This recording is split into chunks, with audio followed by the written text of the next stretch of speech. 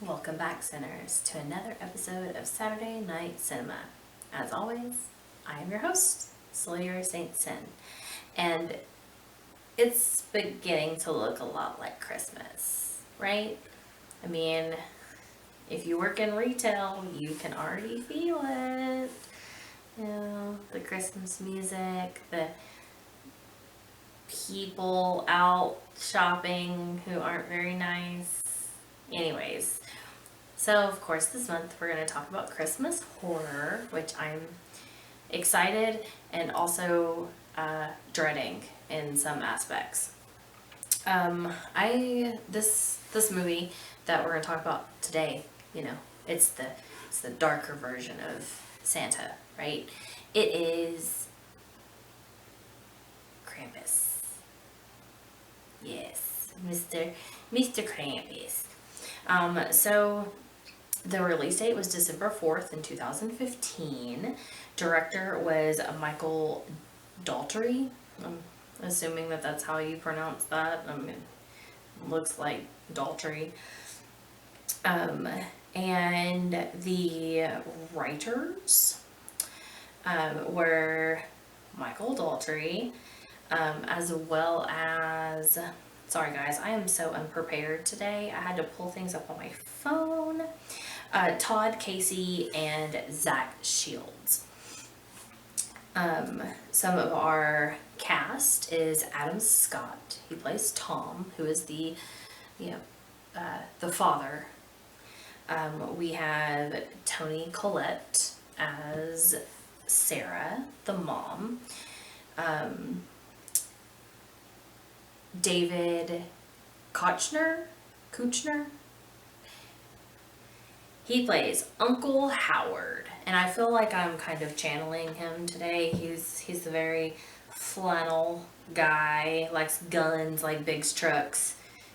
He's a man, I guess. I don't know. Allison Tolman as Linda, so Aunt Linda, who is Sarah's sister. MJ Anthony, he plays Max. Now, he's the one who kind of really didn't realize he was doing something bad. His sister Beth is played by Stefania Owen. And then Oma. I like that. Oma. She's the grandmother. She speaks a lot of German. Which some of it is subtitled for you, but not a good bit of it. And I can't remember the actress's name who plays her at the moment. Give me one moment. I think it's Krista. Guys, I'm so sorry that I'm not prepared very well. Krista Sadler. Anyways, she's a cute old Oma grandmother who knows about the legend. Alright, so let's get into this, right? Okay, got some of the cast done. So, we start off, first off, the opening scene as someone who hates going into retail stores at this time of year, but also / works at one currently this year. It starts off with the opening of the doors and people just bum rushing into the department store, beating each other up, kids crying in the aisles. It is a madhouse. And then for some reason, like we pan over and there's like a Christmas pageant, you know, like play, Christmas play going on like in this little like side corner of the department store. And we see Max is having a fight with another kid. And some people are like, you know, filming it with their phones, and some people are trying to get them off of each other. It just is a fiasco, right? And so we find out that Max just, you know, he wants the magic of Christmas to still be, you know, alive. You know, he knows that Santa's not real. Spoiler, I mean, for you guys who like aren't, you know, on that train yet, sorry. But he still wants to believe, and he kind of wants things back as to how they were before. You know, and his Oma like sits down with him and gets him to finish his letter to Santa, right before the family of obnoxious cousins come in. Like, okay, think Uncle Eddie from, you know, A Christmas Vacation, but with like a lot more guns and ammo, and I don't know, just a lot more. I don't know. He's just a lot more of everything. Okay, it's very annoying. So they sit down at the dinner table, and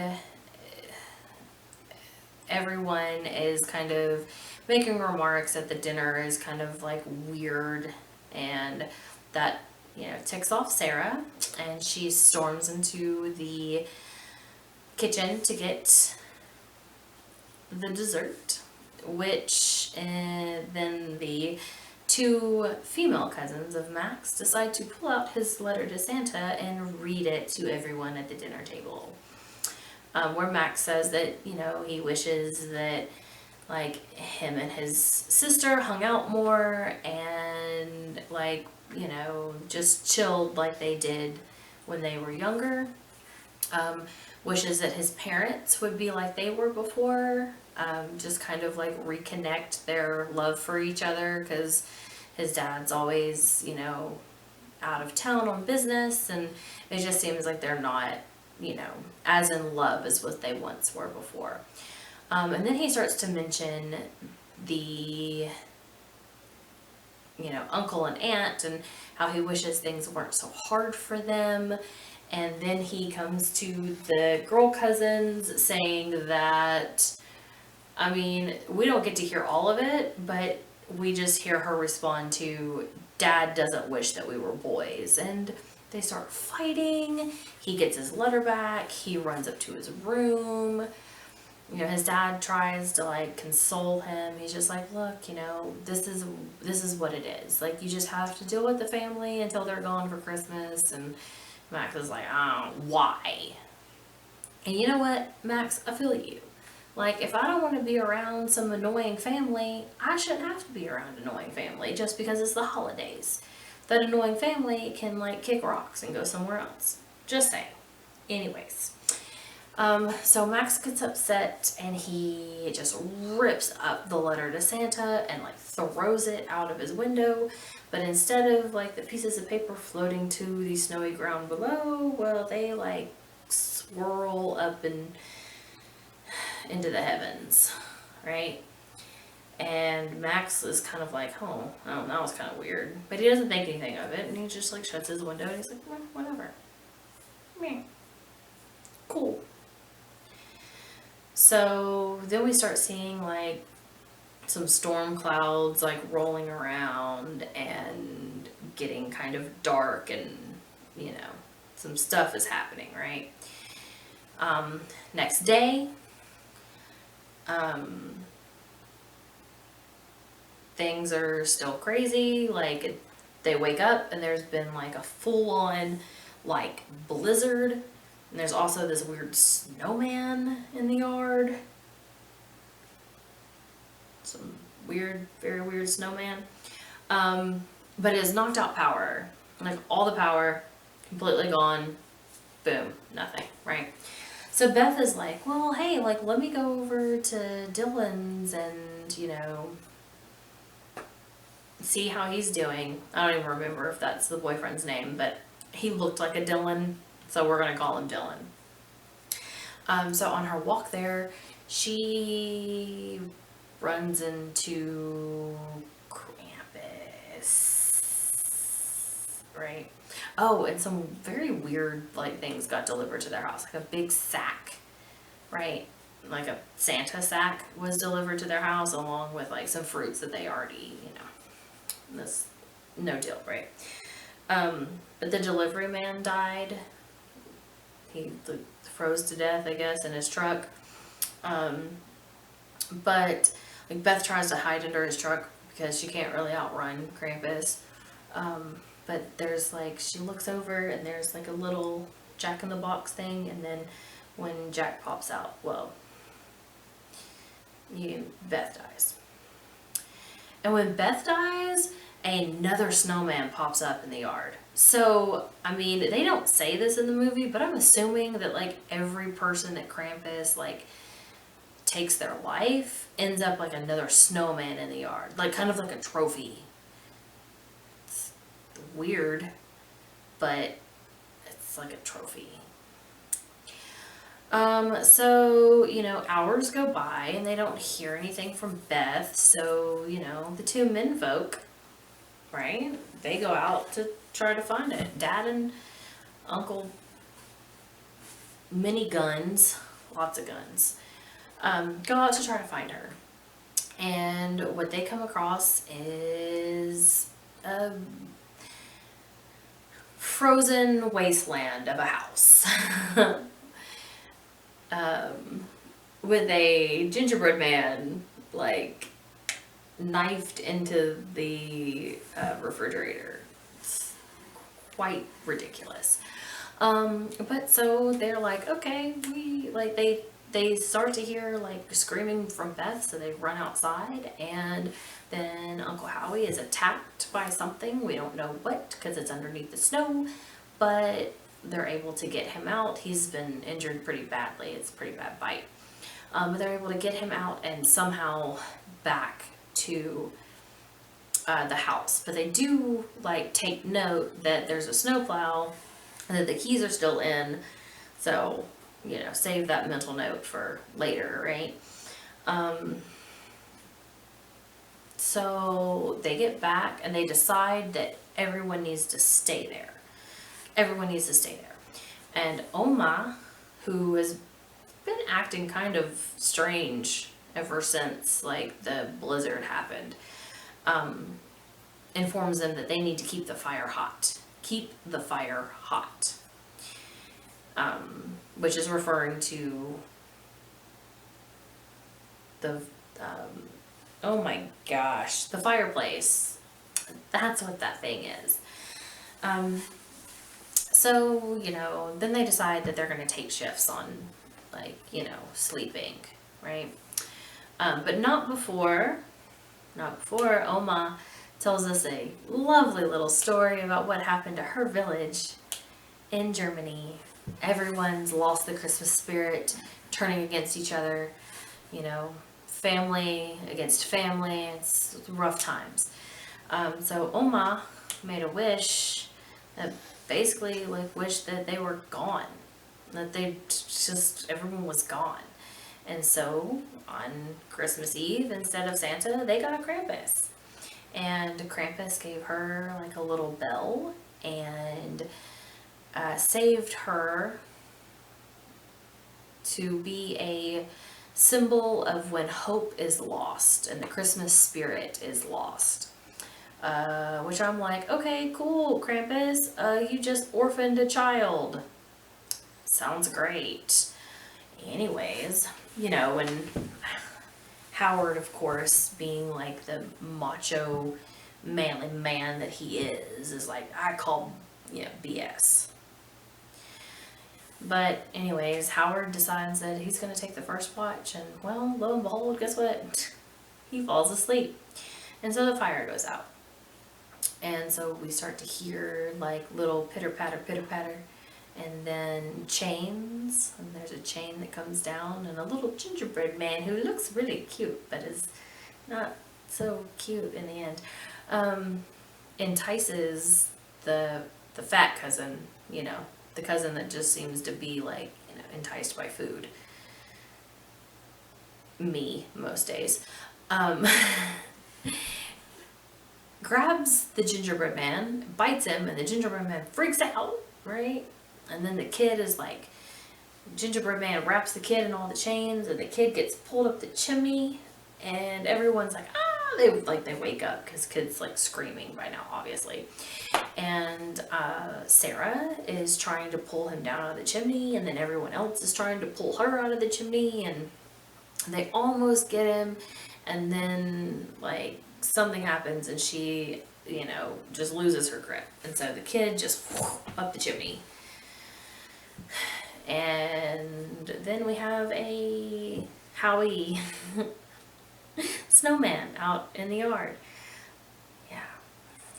And so while they're trying to figure out like what the hell just happened here, they end up like hearing some more things going on upstairs, and like one of the girls is missing. And so they like, some of them like go upstairs to like see if they can find her, where they get attacked by this very ugly like clown thing. I guess he is a toy, I don't know. And then this weird like evil dirty angel situation, and a robot toy. So they're like getting attacked by these toys. Well, some of them are being attacked by gingerbread men in the kitchen, like with a nail gun and things. But they're able to pretty much eradicate at least the gingerbread man. But they escape the others and come downstairs, where they, they light the fire. So, the fire seems to like, keep things away. But some things happen, and that goes out. And then you hear this crazy like sound from the clown doll thing, and then we get elves. Now, like, these aren't like, jolly old elves, right? These are more like trolls in plague masks. And when I say plague mask, I mean like the movie The Plague, or The Purge, I'm sorry, The Purge. They're like purge masks situations. But they end up taking one of the older ladies that is visiting for the holidays. I think she's like the aunt of Sarah. And the baby. They take the little baby. Like, the baby is like, not walking yet, so leave the baby alone. So we're seeing them being picked off one by one, right? So now we're down to mom, dad, the other mom and dad, Max, and one of the cousins, right? And so they're like, listen. Oh, and Oma's there. And they're like, listen, like, so this is the plan. We're going to get to the snowplow, and y'all are gonna get in the car. We're gonna get in the snowplow. We're just gonna take off. We're gonna go to the mall because it's an emergency shelter place. And if that's not, and if we can't get there, then we're gonna go to the police station. So they've got a plan, right? Well, Omi is not, the grandmother's not, she's like, no, I'm gonna stay here, you guys go. Basically, like, I need to face Krampus, like, I need to face this. I'm trying to help. Like, you go, I'll stave him off as much as I can, which I don't know what an old woman's gonna do against this monstrous thing, right? So as they're like hand in hand trying to get through this like knee-deep blizzard, we start to see Krampus like busting open the chimney, coming down, right? And he gets like real close to grandma, right? Like real close to grandma. And he like reaches out his claw finger and like, you know, touches her face. She's just like, ugh. And then we finally see the Krampus face, which isn't like much, you know, but we see this like long tongue. He looked like he was gonna lick grandma, which is kind of gross. I mean, we don't know what happens to grandma. I mean, she's obviously a victim of, you know, of Krampus, but we don't get to actually see what happens to her. So, as they're trying to make it to the snowplow,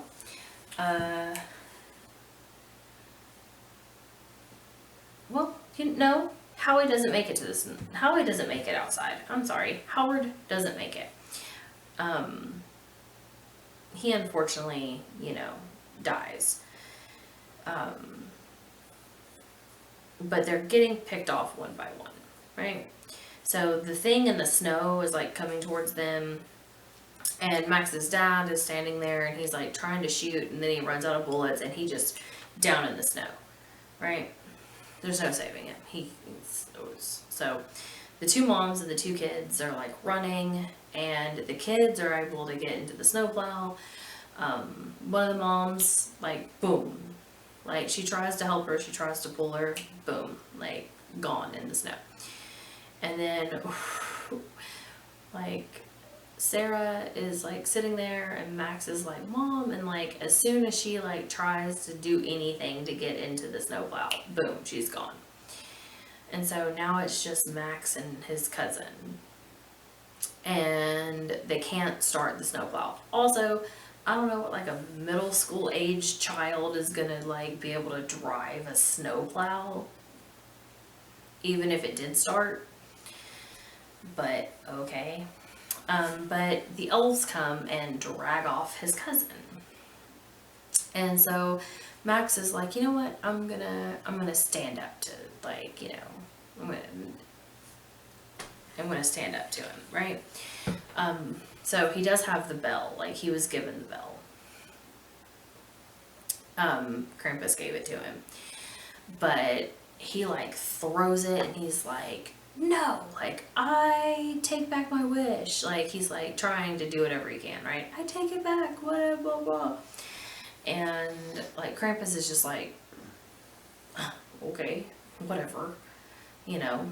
But he's got like his elves and his like big demonized reindeer, which, I mean, to be honest, like we only get to see like them for like a little bit, but they look cool. They look more like moose, like they're ginormous. But so Max throws the bell at Krampus, right? And like basically a volcano like breaks open right there in front of them, and the elves go to like throw his cousin in, right? And Max is still trying to like, you know, take me instead, and you know, I sacrifice myself basically, and they don't care. They toss his cousin right in there, just bloop, right in. And you know, then Max is like upset and he's like yelling and screaming, and then Krampus just picks him up and tosses him in the volcano too. Now this, I was cool. I was like, this is good. I love this movie. This is great. Up until this part happened right here, and I was about to lose my ever-loving mind. I was about to be so mad. So they did that thing, you know, where like the main character like wakes up and I was like, oh, it was all just a dream. And he goes out and looks out the window. Everything's normal again. Like it snowed, but it's not like a blizzard. And he like opens his like little like countdown, you know, it's like a wooden countdown thing to Christmas. And he opens the 25th and like everything looks like it's fine, right? And he goes downstairs and all of his family's there and they're happy and they're opening Christmas presents and they're like, finally you woke up, you know, whatever.